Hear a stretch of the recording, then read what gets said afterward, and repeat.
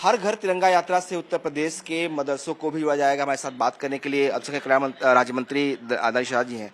ये जो आप लोग की मुहिम है हर घर तिरंगा यात्रा, उससे मदरसों को जोड़ने के प्लान है, क्या मोटिव है इसका और कैसे जोड़ेंगे इसे? देखिए, प्रधानमंत्री नरेंद्र मोदी जी ने जो हर घर तिरंगा अभियान की जो शुरुआत की, इससे पूरे देश में एक उत्साह का माहौल आया। क्योंकि 15 अगस्त को जो हमारे आज़ादी का दिन है, ये एक राष्ट्रीय पर्व के रूप में हम सब सेलिब्रेट करते हैं। हर जाति धर्म मजहब के लोग इसको एक उत्सव के रूप में सेलिब्रेट करते हैं। तो मोदी जी के आह्वान पे, हर घर तिरंगा के अभियान के आह्वान पे पूरे देश इससे जुड़ा। उत्तर प्रदेश में भी मुख्यमंत्री योगी आदित्यनाथ जी के नेतृत्व में इस अभियान की शुरुआत हुई। हम उत्तर प्रदेश के हर मदरसों में इस अभियान को ले जाएंगे। इस अभियान के माध्यम से हम हर मदरसों में तिरंगा यात्राओं को निकालना, ध्वजारोहण के कार्यक्रमों को इसमें शामिल करना, जो हमारे देश के जो शहीद हैं, बलिदान है, जिन्होंने बलिदान दिया, जिन्होंने शहादत को गले लगाया इस देश को आज़ाद करने के लिए, उनके बारे में सार्थक चर्चाएं हो मदरसों में, उनके बारे में जानकारी हो, उनके बारे में बातचीत की जाए। राष्ट्रगान और राष्ट्रगीत के माध्यम से अपने देश का गुणगान करते हुए कैसे हमारे अल्पसंख्यक समाज का युवा, मुस्लिम समाज का युवा, पासमानदा समाज का युवा अपने देश को आगे बढ़ाने में अपनी भूमिका निभा सकता है। किस तरीके से हमारे देश जब आज़ाद हुआ तो किन परिस्थितियों में आज़ाद हुआ, कितनी मुश्किल से आज़ाद हुआ, इसके बारे में भी हमारे यूथ को जानने की ज़रूरत है, समझने की ज़रूरत है कि कितनी मुश्किल से हमने आज़ादी को पाया है, कितनी मुश्किल से आज़ादी को हासिल किया है। किस आज हम आज़ाद भारत में अगर भारत माता की जय, वंदे मातरम के अगर नारे आज़ादी के साथ लगा सकते हैं, तो इस नारे को आज़ादी यहाँ तक पहुँचाने के लिए कितने लोगों ने परिश्रम से यहाँ तक पहुँचाया है। तो इसके बारे में सार्थक चर्चा होनी चाहिए, इसके बारे में जानकारी हमारे युवाओं को खासतौर पे होनी चाहिए। और इस अभियान को हम अल्पसंख्यक बहुल क्षेत्रों में ले जाएंगे। मदरसों के माध्यम से हम युवाओं के बीच में जाके अपने देश के गुणगान करते हुए अपने देश को कैसे आगे ले जाएं, इन तमाम चीज़ों पर हम चर्चा करेंगे। एक पॉलिटिकल सवाल है। बीएसपी के नेता हैं आकाश आनंद, उन्होंने कल एक जनसभा की हाथरस में उन्होंने अखिलेश यादव और राहुल गांधी को अंकल कहा। देखिए, राहुल गांधी जी और समाजवादी पार्टी के जितने नेता हैं, इन्होंने हमेशा युवाओं को बरगलाने और बहकाने की नीयत के साथ काम किया है। हमें याद करना चाहिए 2012 से लेकर 17 तक उत्तर प्रदेश में जब समाजवादी पार्टी का शासनकाल था, तो हम भी छात्र नेता हुआ करते थे लखनऊ विश्वविद्यालय में। तो हमने देखा कि किस तरीके से युवाओं के सपने को कुचलने का काम ये समाजवादी पार्टी ने अपने शासनकाल में किया था।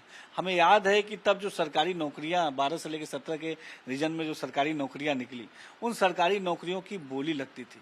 यानी बिना पैसा दिए, बिना भ्रष्टाचार के, बिना घूस के कोई भी व्यक्ति सरकारी नौकरी की कल्पना समाजवादी पार्टी के शासनकाल में नहीं कर सकता था।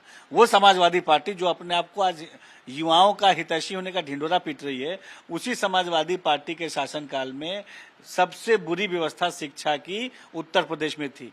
नकल को जो है ऑर्गेनाइज तरीके से नकल को उत्तर प्रदेश में ग्राउंड लेवल पे पहुंचाने का काम का ये श्रेय अगर किसी को जाता है तो समाजवादी पार्टी को जाता है। लेकिन सवाल ये क्या आकाश उनको अंकल करके खुद को जेनजी बताना चाहते हैं? देखिए, जेनजी की अगर बात की जाए, जेनजी समाज की, जो जेनजी हमारा युवा है, जिसकी काफ़ी दिनों से हम लोग उसकी चर्चा सुन रहे हैं, मुझे तो पर्सनली लगता है कि जो हमारे देश का जो जेनजी युवा है, प्रदेश का जो जेनजी युवा है, इसके अंदर बहुत पोटेंशियल है, बहुत एनर्जी है। और ये हमारे देश का जो जेनजी है, ये भारत देश को आगे ले जाने के लिए अपने इनोवेशन, क्रिएटिविटी के माध्यम से भारत देश को आगे ले जाना चाहता है। तो मोदी जी ने उनके क्रिएटिविटी को, उनके इनोवेशन को, उनके मर्म को, उनके जो हौसला है उसको समझा और उसके लिए पूरी सकारात्मक तरीके से मोदी जी ने काम किया है। उत्तर प्रदेश में मुख्यमंत्री योगी आदित्यनाथ जी ने मोदी जी के से मार्गदर्शन मिलने के बाद युवा नीति पे बात किया है, जेनजी नीति पे बात किया। उत्तर प्रदेश देश का ऐसा पहला प्रदेश होगा जो जेनजी नीति लेके आ रहा है, जिसमें हम जेनजी समाज की शिक्षा के, रोजगार की तमाम उनकी चिंताओं को दूर करेंगे और यकीनी तौर पे जेनजी समाज के सकारात्मक काम करने के लिए हमारी सरकार तत्परता से आगे बढ़ रही है।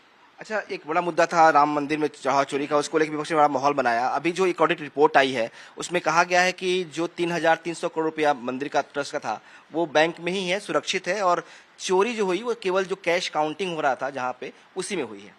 देखिए, जो राम मंदिर का मुद्दा था चढ़ाव का, उस जो तमाम बातें आई, तथ्य सामने आए, कुछ ऐसे आरोप भी लगे, उन आरोपों को गंभीरता से लेते हुए जो भी आवश्यक कदम उठाए जाने चाहिए थे उस दिशा में, वो आवश्यक कदम उठाए गए। एसआईटी का गठन हुआ और निष्पक्ष और पारदर्शी तरीके से जांच हुई और जांच में जो लोग दोषी पाए गए उनके ऊपर जो लीगल रूप से कार्रवाई होनी चाहिए तो कार्रवाई भी हुई।